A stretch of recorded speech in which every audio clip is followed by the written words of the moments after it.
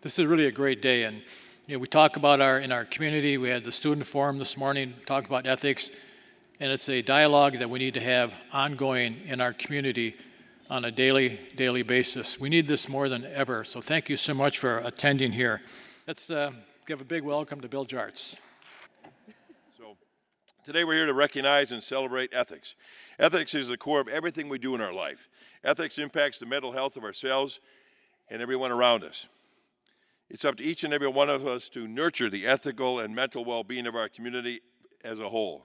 For the business folks in the room, you are the role models for your business. For the high school and college students in the room, you are the next generation of ethical leaders.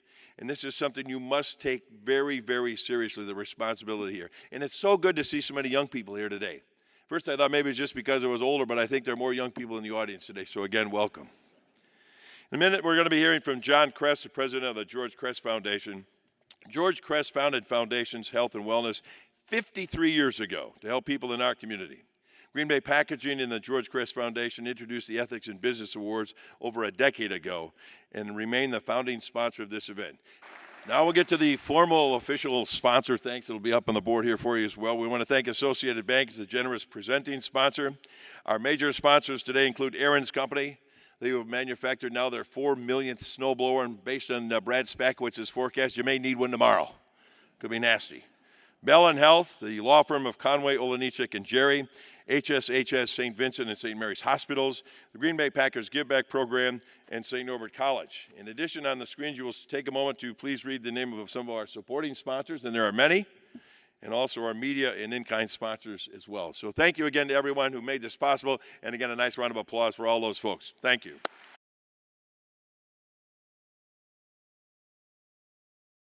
Now I'd like to introduce Ryan Good, the president and CEO of Foundations Health and Wholeness. Ryan, it's all yours, my friend. Welcome.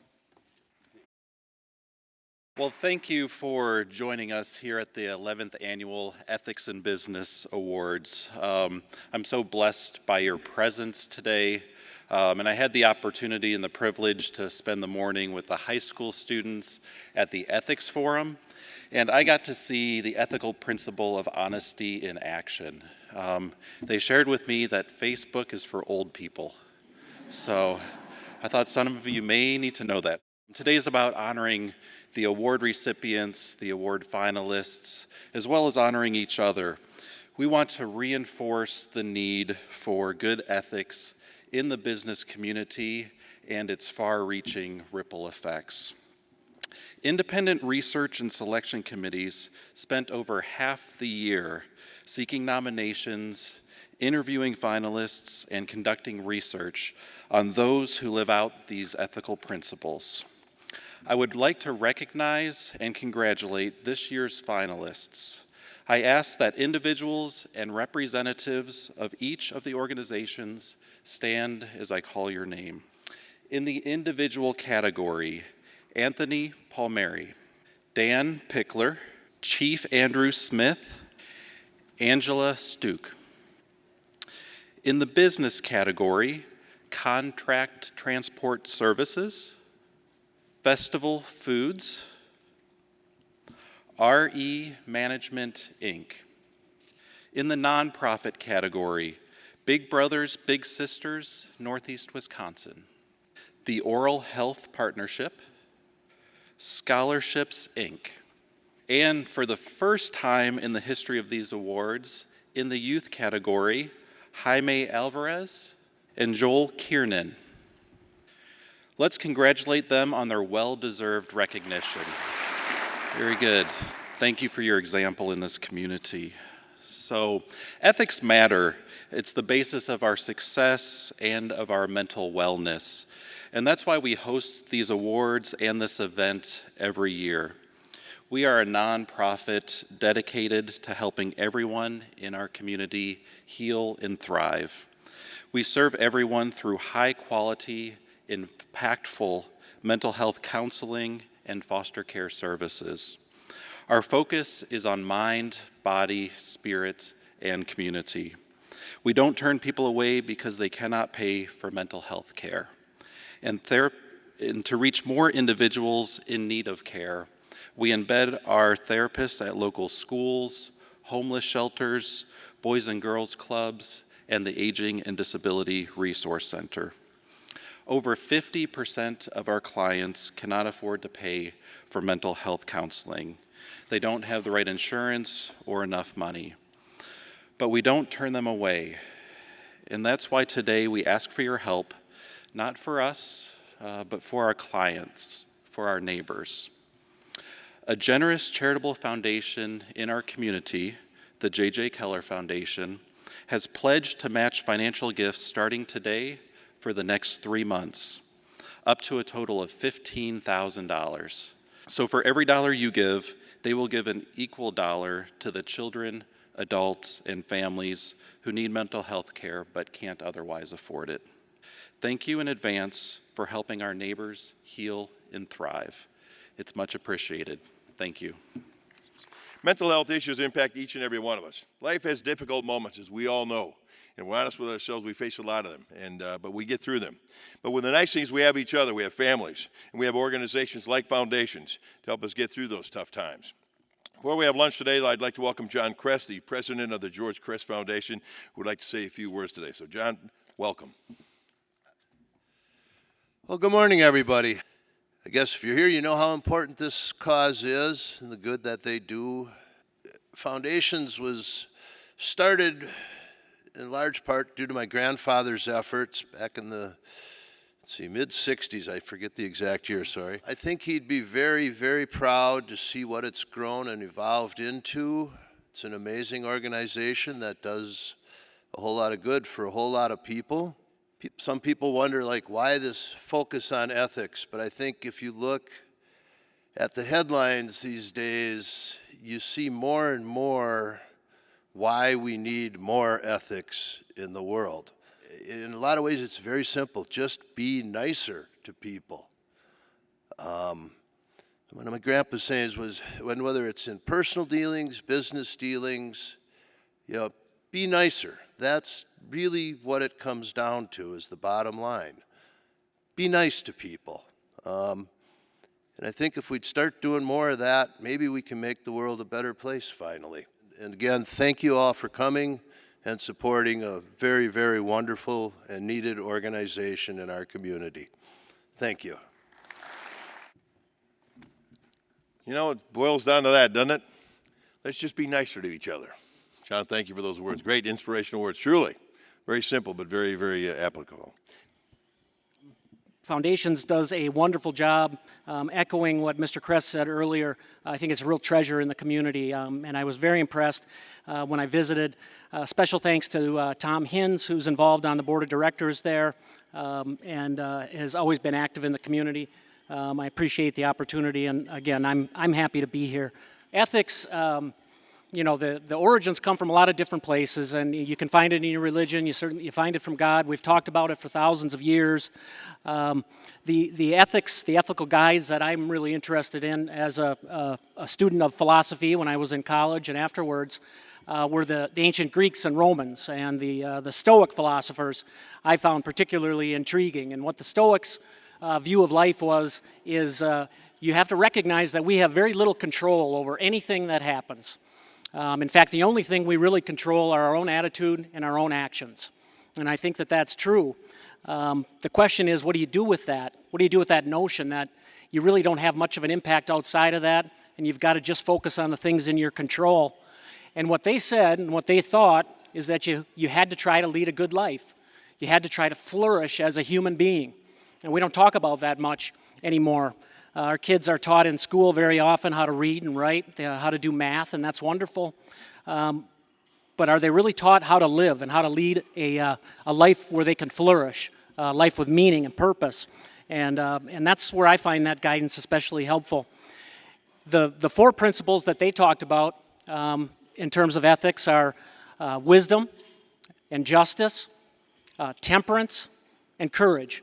And they said if you live by those four markers, those 4 ethical guidelines, you could flourish as a human being. You could lead a fulfilling life. And I love that, and I've looked back at that often in my life. You need the wisdom to be able to look around, learn about yourself, learn about other people, especially look inside. You need the courage to do the right thing at the right time, regardless of the stakes, regardless of the sacrifice that you have to make. Justice, always trying to do what's right, what's fair in any circumstance. That can be difficult. And temperance. Temperance is the concept of moderation in your life. It's about finding a flow in your life. It's about what the Puritans used to say, all things in moderation. The Greeks used to say, nothing too much. And that's what temperance meant to them. And I like that. Nothing too much. That means even the good things in life, whether it's food, whether it's drink, whether it's work, nothing too much.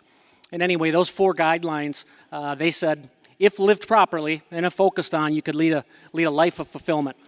And I am not here like Tony Robbins, and I'm not here to tell you I discovered anything great and follow me. In fact, it would be a big mistake if you did. I've had many troubles along the way. I've had a rocky road at different times. So I'm not here to say that. I'm just here to tell you what my experience has been. Of those four ethics, the one that caused me the most problems in my life relates to the wisdom and the temperance, but especially the wisdom. It was funny, we had these little brains at our desks, or at our tables here tonight, and I thought of that. And I think people with mental health issues, people with issues of addiction, they often think their brain is the enemy. And at some level that's true. It's all happening up there. But it's also your friend, and I've often thought that of myself. It's been my greatest asset in life, my brain, my mind, but it's also caused a lot of pain, and I've had to learn how to harness that, and it's taken a long time to get there. But it's honesty with yourself, and that's ultimately what it came down to for me. Being able to look in the mirror and be proud of what you see, and be honest with yourself and with people around you. And so I want to share that story. So I was born in Green Bay. I had a great childhood. I have loving parents. They're both here tonight. I'm so happy to see them both, Mom and Dad. I wasn't going to blame you guys for everything, I promise. I had a wonderful childhood. It was fantastic. I was very lucky in a lot of ways. My brain helped me out when I was a kid. I always did good. Did great on standardized tests. I always got in the 99th percentile. I always could get decent grades in high school. But I also had another side. The first time I drank alcohol, I was 11 years old. I was with a group of friends, and we snuck into a bar at somebody's house, a little bar in their basement. And everybody had a little bit and had a few laughs. And I drank until I passed out and blacked out, and I was 11. And that's how I drank from that point on. And, you know, they found in looking now at the lives of people who deal with alcohol issues, addiction issues, the earlier you start, the more propensity you have to become a full-blown addict as you get older. It actually changes you neurologically. And I won't get into all the details, but it impacts your frontal cortex. That's where impulse control is addressed by your brain. It actually shrinks the hippocampus where your memory is. It can actually hijack your midbrain. It creates feedback loops and neural pathways that become deep grooves that end up becoming a cycle for people's lives when they use alcohol and drugs. It's something very important to remember for everybody as you move forward. And there's a genetic component to addiction as well. My father's an alcoholic, sober for 40 years, done great. And we talked about it openly when we were kids and when I was a kid. I didn't drink because I saw my parents do it. In fact, I didn't see them do it. I did because it was fun. I did because I did it because I enjoyed the escape. I enjoyed it with my friends. But I enjoyed it too much, always did. I always knew that there was something wrong with that. As I grew up, between ages of 12 and 18, what always hid the fact that I liked to drink and do those sort of things was I was still getting along well in school. I still got good grades. Everyone was still proud of me. And so it was always hidden. And I think at a pretty young age, probably by the time I was 18 or 20, I realized that as long as the image of me was still doing well, was still getting good grades, was still being, real smart, as long as that was doing well, it didn't really matter how I felt inside, as long as that was good. And that became kind of a pattern for my life in a lot of ways. So as I got older, graduated from law school, met a lovely woman, Missy. She's still my wife. God bless her. 3 great kids. I've had a lot of blessings, and it's been a lot of success that's always surrounded me, and I'm lucky. And so when I got the chance to work for the Green Bay Packers, that was a chance of a lifetime. I was 28 years old, a lawyer. I got a chance right away to work on player contracts. Over time, I got to work, become the guy who went to NFL meetings and sat at the table with other owners. I traveled to every stadium in the league. I traveled to the offices at 280 Park in Manhattan to see the commissioner and his staff on a regular basis. I got to do a lot at a young age, and people were proud, which I enjoyed. That was important to me. But on the inside, I still always had that struggle. There was always an unease or a dis-ease that I always felt, and I always needed something to help me along. For a long time, it was alcohol, and that became a terrible problem for me. I would get through my workday. Things went great at work, as usual. Wife and kids look fantastic. I'm in a nice house, and I would drink myself to blackout after everybody went to bed. And at some point, that became a real health problem for me, and I had to quit. And I quit 10 years ago, never drank since. But I never really went and looked at myself and decided that I needed more help than that. And it turned into other things, painkillers, from a surgery, turned into that addiction, and that became a crutch for me. And the whole point in my mind was to lead a life where I could look good on the outside. As long as I kept doing the right things and kept that image of me, then things were fine, regardless of what was going on inside. And over time, that problem got to the point where it had to be addressed, it had to end. And and that's the difficult part of my story for me.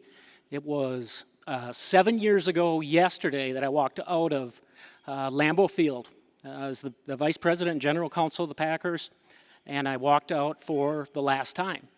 And I walked out because I'd had a discussion that morning with Mark Murphy, and it was a good discussion, and he handled it wonderfully, but he said, "We're worried about you, we think you have a problem." And I said, "You're right, I do." And it was the first time in my life that I admitted it to another person outside of, even just myself and my wife. And I knew I was in for a long haul after that. 1 year prior to that, and this goes to the honesty thing, I had started to take a herbal medication. It's called Kratom. It was a legal product at the time.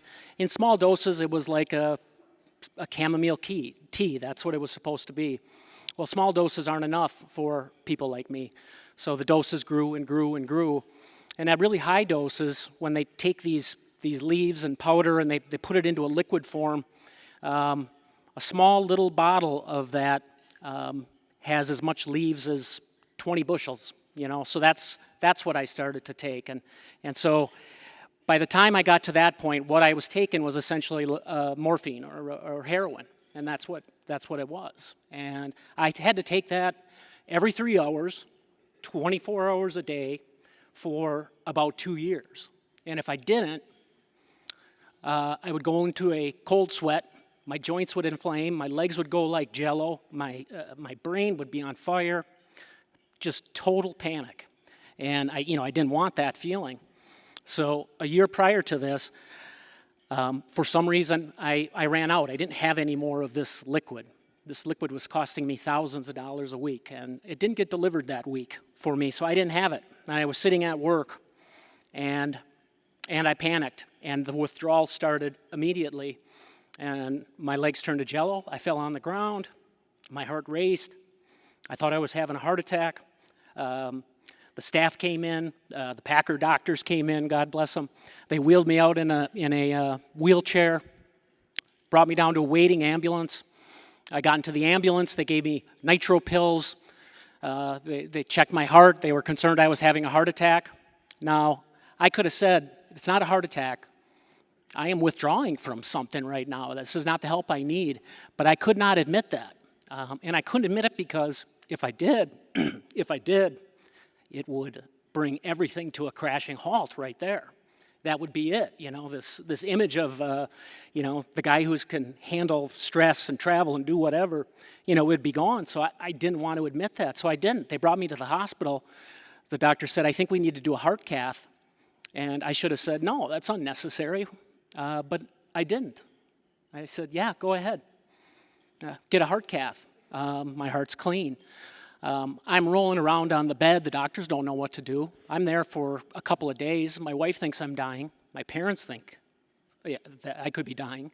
But I'm not going to admit it. I'm too embarrassed, too ashamed. I just had too much pride built into who I was, having it all together all the time, that I just couldn't admit it.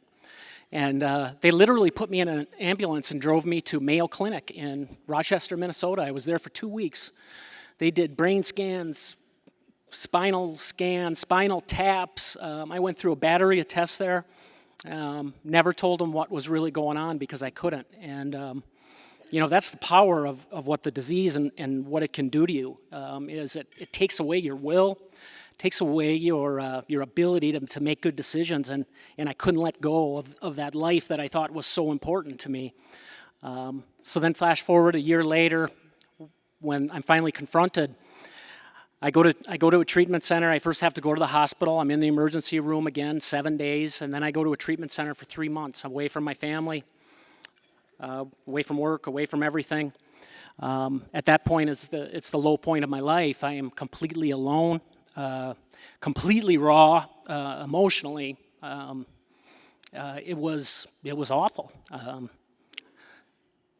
I think that I thought that I would never have that life back again. I didn't know if my wife and kids would even be there when I got out. So it took, 3 months away from home, and I came home. And during that time, the Packers said, we can't really have you back based upon what happened. And I agreed. I said, I couldn't do it anyway. I mean, I could hardly get out of bed at that point.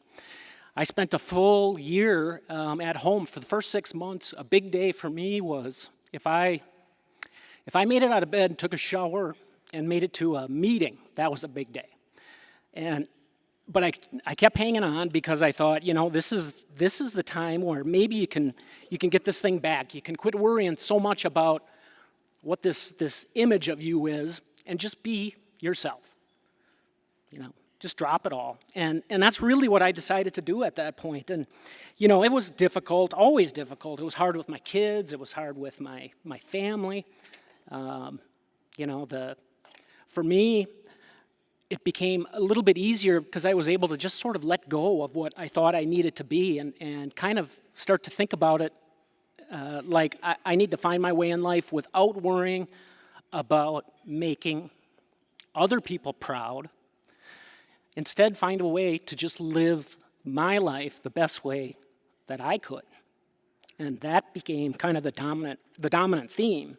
And it's still a little bit emotional for me, as you can tell, to talk about it, but it's been good. And so when I look at these wonderful old philosophers, and when they're talking about things like wisdom and justice and temperance and courage, it really means something to me today because I'm able to live that in my real life. I don't need to protect it with anything else anymore, and I don't live with regret anymore. I just I go through my days the best way that I can. Everything's not perfect in my life today. It's a struggle every day. I think in some ways your brain probably changes forever going through something like that, but every day is a little bit better. I'm as happy today as I've ever been because I feel connected with myself. I feel connected with my family. And to me, when you think about ethics, that's really what it's all about is how are you going to live your life? How are you going to flourish? And we live in a world where we're so tempted to create a version of ourselves that would look good on TV or on Instagram or Snapchat or whatever. We focus so much on creating that image and we forget about what's really happening inside and whether we're really flourishing as a person. Are we really living a life of value? And I think, meetings like this and foundations like this, a big thanks to the Kress family, that brings everything back to what you should really be focused on, and that's how to live a life where you can flourish, find happiness, fulfillment, and not shame. And so, my call to action, and I thought about this, because it's not about chemicals or chemical dependency or abuse, although that's part of it. Addiction, mental health, it's all tied together. And what prevents people from getting help is pride, is shame, is a concern that they're going to lose their position at work. And I think if people and if the people around them would set those things aside, and everybody would look in the mirror from time to time and say, am I proud of what I'm doing right now? Am I the best version of me right now? Am I being really authentic and true? Am I living these values and these ethics? And if you're not, you got to speak it out loud. You got to speak it to yourself first, and then you have to speak it to the people that you love. And then you have to ask them for help. So you got to tell the truth about yourself, and then you got to ask for help. And I meet dozens, hundreds of people that I've talked at different places who've come up and said, my husband's going through this, or I'm going through this, but I can't really let them know because I'll get fired, or I'll look bad at work, or my wife will leave me. And I've encouraged each and every one of them that's not what's going to happen. And if it does happen, then you never should have been there to begin with. People are interested in helping other people. And so that was a big revelation to me, and I think it should be to other people, especially people in a work setting. Because beyond just looking at yourself, I also think it's important to look at the people around you from time to time. And sometimes it's easy to tell if somebody's struggling, and we're very careful because we don't know what to say, or we feel like, God, from an HR perspective, I could get in trouble if I ask him. And I'm an attorney, so I know how this works. But to me, if you're going to err on the side of compassion. If somebody looks like they need help, offer it. I think what you'll find is that there are a lot of people in your individual workplaces, in your schools, in your homes, that need it and don't know how to ask for it. So I'm going to close by telling you that, I've chose now and can choose to lead my life a certain way, and it's only because I've been lucky and I'm surrounded by great people, including my mom and dad. So that there's other people out there that are not so lucky, and they aren't surrounded by that. And imagine this for them. And I think that's what a place like Foundations is all about. These are people who sometimes don't even have that structure around them like I was lucky enough to have.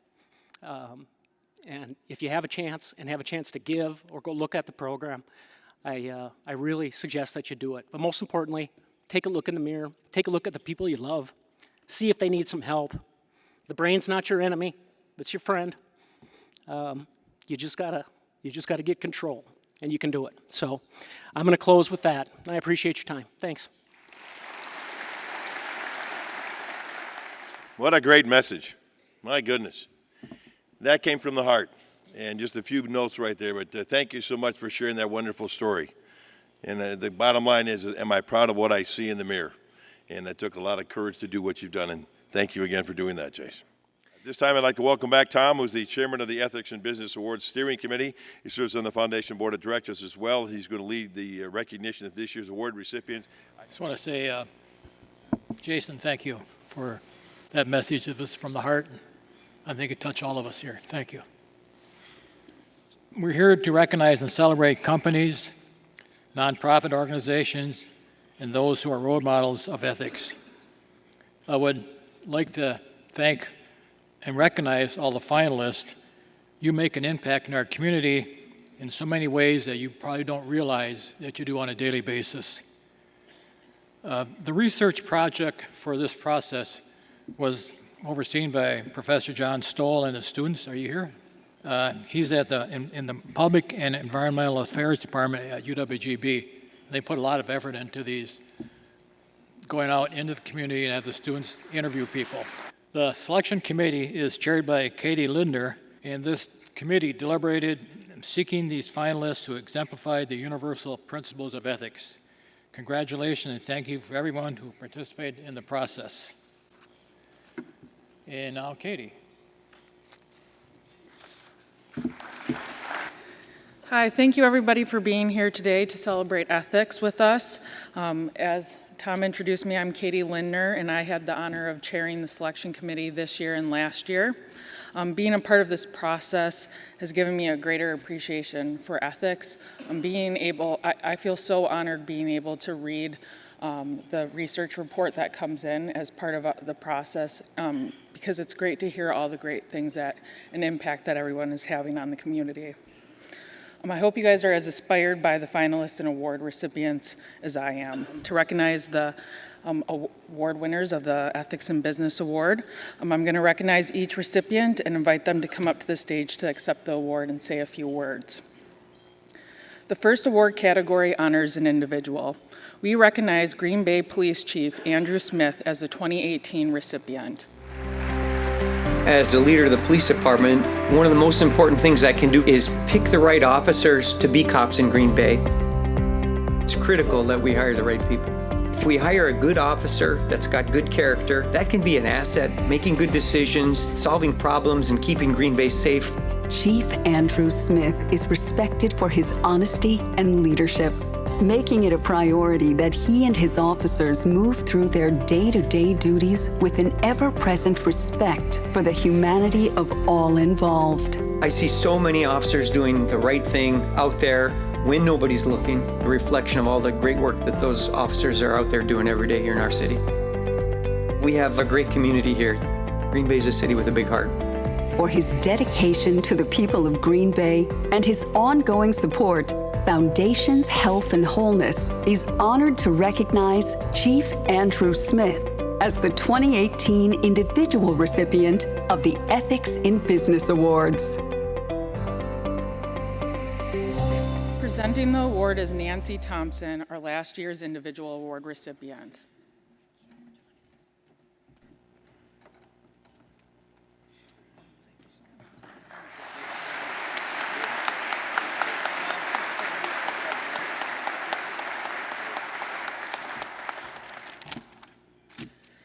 Well, thank you very much. This is quite an honor, and thanks to Tom Hintz and especially Bill Galvin for nominating me for this. It's really an honor because I look at the other people that were nominated and I look at the people in our community that I look up to, and there's so many people. I could spend the next half hour listing them, the people that I admire. But people like Judge Zeidmolder, Dr. Derek Jeffries, who's a ethicist of our department and who's come in and taught ethical decision-making to our officers. I have such a great respect for him.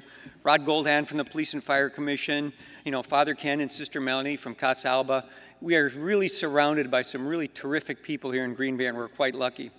I'm really proud of the great work, as I mentioned, of the men and women of the Green Bay Police Department. I like to call it the squeaky clean Green Bay Police Department. But change is hard, and the expression is that cops don't like things the way they are, but they sure don't like things to change. And everything we've done in the Green Bay Police Department is a team effort, and we couldn't do things without it being a team. And we got a ton of support from Mayor Jim Schmidt, who's been a huge supporter of mine and let me run with the department as hard and as fast as I can, and was nice to me when I made mistakes, and I sure appreciate that. I also want to take a couple of seconds to recognize two people that have been side by side with me through the entire work that we've done with the Green Bay Police Department. One is retired after 30 years. One is retiring next month after 33 years. And these two gentlemen are seated at my table over there. It's Commander Jim Runge and retired Lieutenant Dave Wesley. Thank you, guys.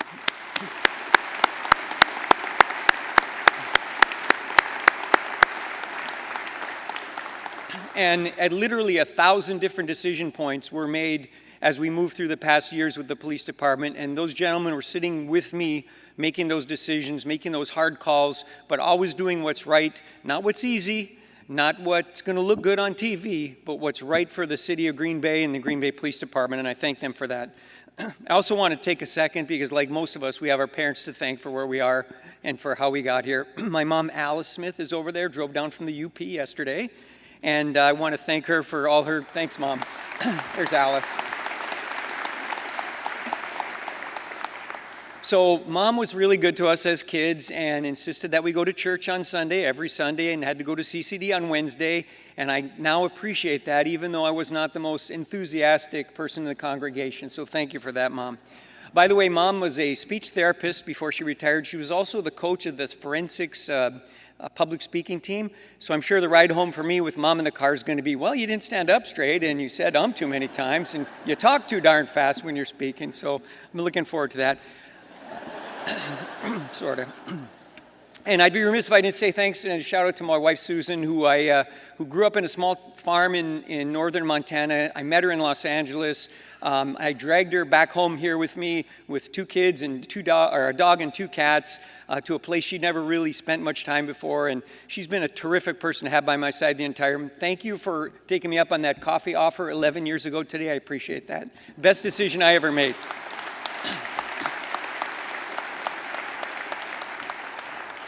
So look, changing a culture is not easy. Changing the culture of an organization is not easy. And making the tough calls isn't easy. We joke about not getting Christmas cards or not getting invited to parties, but we know what we're doing is the right thing to do. In this very room, in August, I spoke to the Wisconsin Chiefs of Police Association, hundreds of police chiefs from throughout Wisconsin, this very room on this very lectern, or behind this very lectern. And the message I had from them was, it's up to us as chiefs. It's up to us as leaders of organizations. We need to maintain that high standard. We need to make sure that our officers are meeting that bar. No one else knows the police department rules. No one else knows the police culture. No one else knows what cops are supposed to be doing except the chiefs of police and the police leaders. And if we don't do it, if we don't hold that high standard and hold the people accountable, our officers accountable, who will? Nobody. So I think true happiness for me comes from gratitude, and I'm gratitude that we have an organization like Foundations, and we have this Ethics in Business Award. I've lived in a bunch of towns and cities across this country, never heard of anybody that has an Ethics in Business program like this. No one else recognizes it. No one else really talks about it, I don't think. None of the places I've ever been. I think we're truly fortunate, truly blessed to be here in Wisconsin. You know, and as Mr. Kress mentioned, this is kind of a tough time in America. There's a lot of rancor between people. The last election was as bad as I've ever seen them, and I've been watching them pretty closely for a while. And I guess we have to understand that people can be different and still get along and still have respect for each other coming from completely different areas. And I'll use Celestine Jeffries, the mayor's chief of staff, as an example. She's self-described as a East Coast liberal, huge union supporter, et cetera, et cetera. I am a self-described Northwoods libertarian youper, I think. And we joke about each other that we've probably never voted for the same person or the same proposal on any ballot in the history of our lives. Yet we still get along. I respect her opinion. I value what she brings to the Green Bay city, and I think that goes both ways. So I just hope that the relationship that Celestine and I have, because we're so opposite, but we see and find common ground, is something that can be embraced across the country, and my wish is that it would be so. I think that other places across the country can take a huge lesson from the city of Green Bay as a great place to work, a place where people respect other people's opinions, and we're truly blessed to live in a city like Green Bay. So thank you, everybody. God bless Green Bay.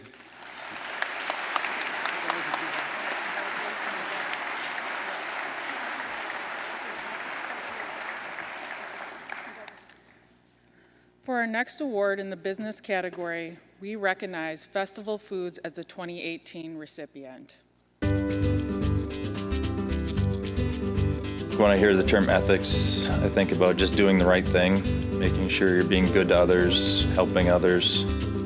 We really believe in communicating to our team and modeling those behaviors and championing those behaviors. When we're doing the right things and being kind to others, life will be better in general. More than just a grocery store. Fairness and promise-keeping are 2 of the most important ethical principles at Festival Foods. Proudly giving back to the communities they serve and the employees they call family, President and CEO Mark Skogan is committed to putting ethics and values at the forefront of each day. We really celebrate where we've gone above and beyond or done something special, saved the day, put a smile on somebody's face. That's what's fun. for leading the charge and empowering their employees to make decisions that exemplify honor and ethics, Foundations Health and Wholeness recognizes Festival Foods as the 2018 Business Recipient of the Ethics in Business Awards. Accepting the award on behalf of Festival Foods is Brian Stenzel, Director of Community Involvement. Presenting the award is Steve Bow, President of ERC Counselors and Consultants, the 2017 Business Award recipient.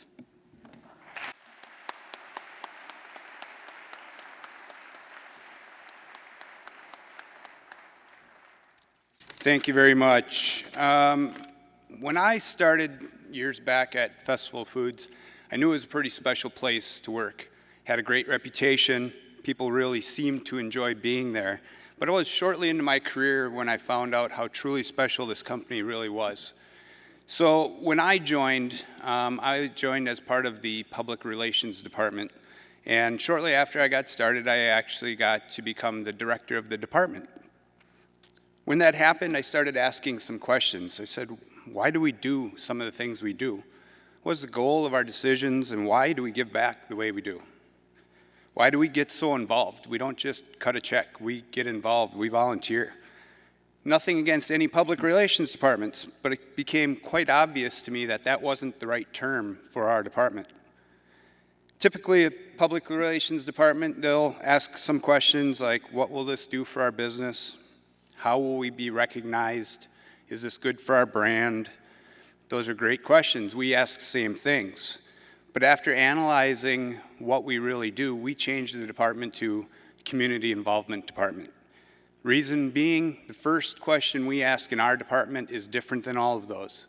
The first question we ask is this the right thing to do? Is it the right thing for our communities? Is it the right thing for our associates? Is it the right thing for our shoppers? So the fireworks, turkey trots, the nonprofit donations, giving back, getting involved, volunteerism. It is truly walking the walk, and I'm proud to say we do that. So as a member of the community involvement team, I humbly accept this award and plan to keep making decisions with that one question. Is this the right thing to do? Thank you.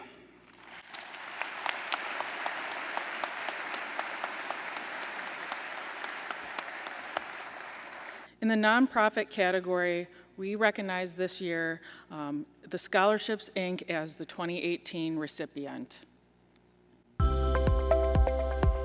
For our organization, it's a lot about doing the right thing and being fair. Nonprofits need to be a role model for ethics in our community. People look up to us and trust us to help others, and we need to make sure that we're doing that. Serving the Green Bay community for over 56 years, Scholarships, Inc. displays a code of ethics driven by a respect for others and a commitment to excellence. They play an integral role in the development of future scholars as they change lives through education. What we do, who we help, and how we're able to help others, it's really a continuation for us to make sure that we continue to live up to the ethics that we're being honored for. For their belief and encouragement of local students as they explore higher education opportunities, Foundations Health and Wholeness recognizes Scholarships Incorporated as the 2018 nonprofit recipient of the Ethics in Business Awards. Accepting the award on behalf of Scholarship, Inc. is Executive Director Brent Rubel. Presenting the award is Sue Vincent, Executive Director of Encompass Early Education and Care, last year's Business Award recipient.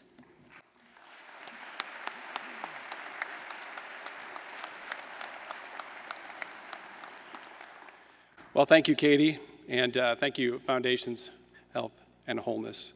We're certainly fortunate to have foundations in our community, not just for shining a light on ethics today, but for the work that they do every day in our community to help people heal and thrive. So I thank them for that.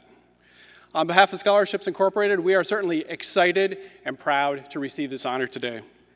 We are excited to be recognized with some of the finest in the community that you've already heard today. I'd especially like to congratulate Big Brothers Big Sisters of Northeast Wisconsin and the Oral Health Partnership for the work that they do in their community, and we are truly humbled to be honored with them as well. I'm also proud of those that have developed and continue to live the culture of ethics that we have at Scholarships Incorporated, and that is our staff, our volunteer, and our board. We have a small but dedicated staff that are committed to helping students become, to have greater success in their lives through access to college. We really have that staff that really want to help youth in this community change their lives through that access to college. Whether it's through our scholarships that we annually give that help students afford college, or whether it's through our college readiness programming that we have called New Scholars, which helps underserved children and students in our community be the first from their family to go to college. Either one of those programs, our staff are working hard to help those deserving students succeed and have a brighter future. We also have a very engaged board that leads our organization and champions our mission in the community. As a nonprofit, we must hold ourselves to high standards, not only for those that we serve, but also for those that support us, and our board certainly ensures that that happens.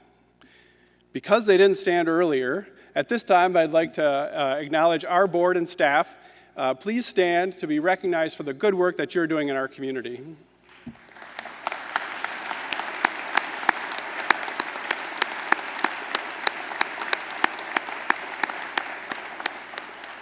All right, thank you. I knew I'd get him to stand up.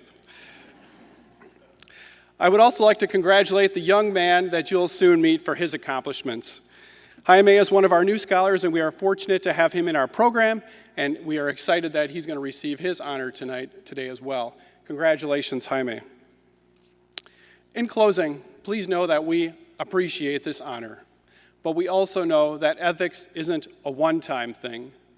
It's an everyday thing and an every-time thing. So thank you for this honor, but thank you also for challenging our organization for continuing to live up to this honor every day hereafter. So thank you very much. We welcome Dennis to the stage. Good afternoon. My name is Dennis Buehler, and I'm the President and CEO of the Greater Green Bay Community Foundation. And in partnership with the Ethics in Business Awards, the Greater Green Bay Community Foundation established the Excel Award, Expanding Excellence in Nonprofit Leadership. This award is given to the Nonprofit Ethics Award recipient for board and organizational leadership training opportunities. So on behalf of the Greater Green Bay Community Foundation, we would like to present Scholarships, Inc. with the Excel Award in the amount of $3,500 and congratulate you, Brent, and your entire team on the impact you're making in the lives of so very many.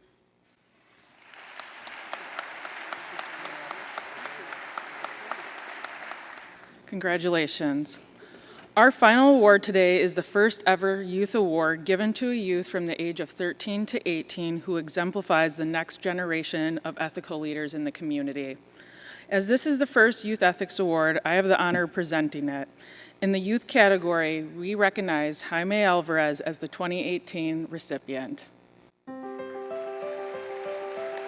I want to inspire others to also give back to the community, which is something I really value.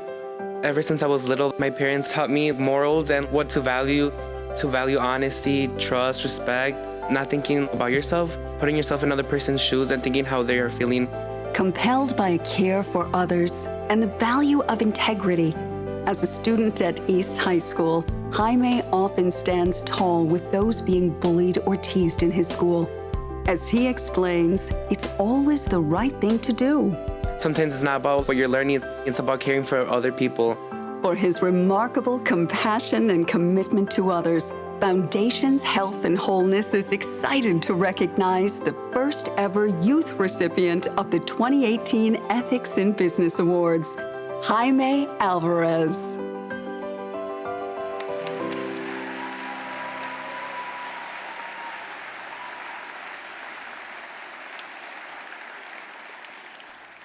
I would like to thank the foundation for presenting me with this award.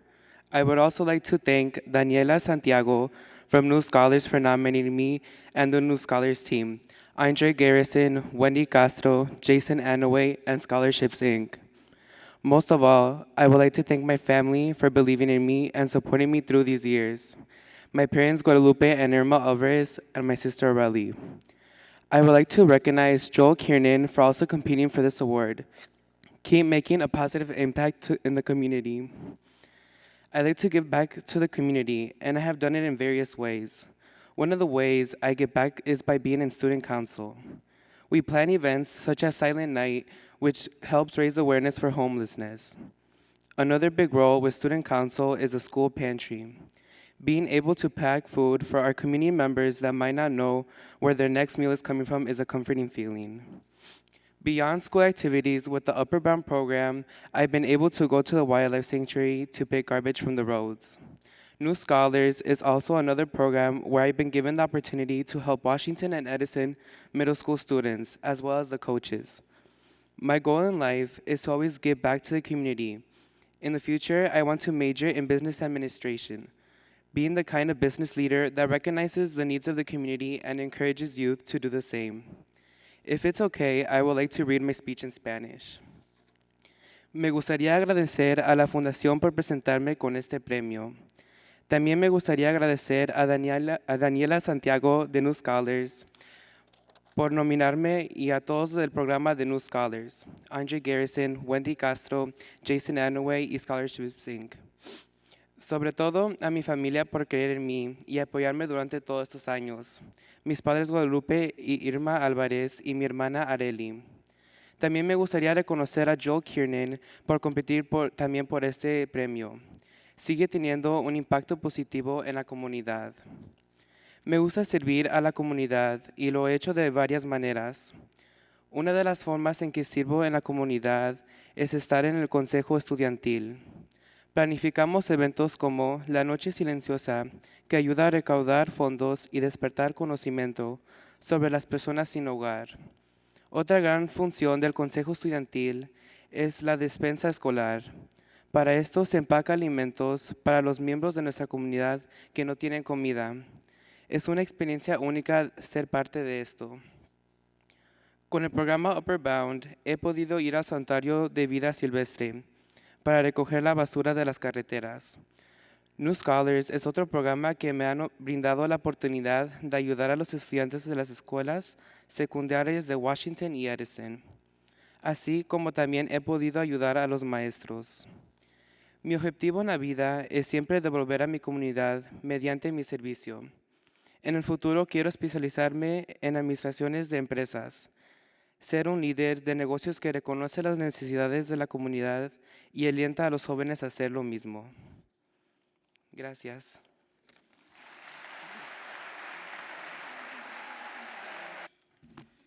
Wow. We're in good hands. We're in good shape. We have a lot of great companies. Congratulations to all the individual finalists and the companies and the award winners today as well. We're all grateful for what a difference you make in this community. And it is indeed a great place to live. As you go back to work this afternoon now, remember Jason's call to action. Be true and be honest to yourself. Just go out and be nice to people. Be nicer to people as you leave out there. Smile, say hello, look them in the eye. Don't look down at the cell phone because that's the easy way out. Say hello to them, be nice to them, put a smile on your face, and enjoy life and live an ethical life. Have a great day, everybody. Thank you.